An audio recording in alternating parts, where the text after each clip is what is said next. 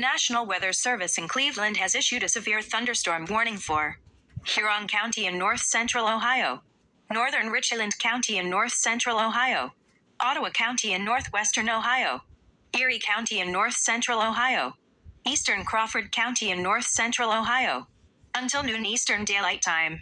At 11:04 a.m. Eastern Daylight Time, severe thunderstorms were located along a line extending from near Castalia to 6 miles southeast of Green Springs to near Upper Sandusky, moving east at 45 miles per hour.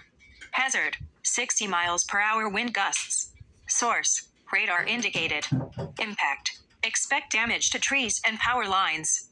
Locations impacted include Mansfield, Sandusky, Norwalk, Western Vermilion, Gallion, Shelby, Bellevue, Willard, Ontario, Crestline, New London, Plymouth, Northern Milan, Wakeman, Castalia, Greenwich, Monroeville, Marblehead, and Berlin Heights.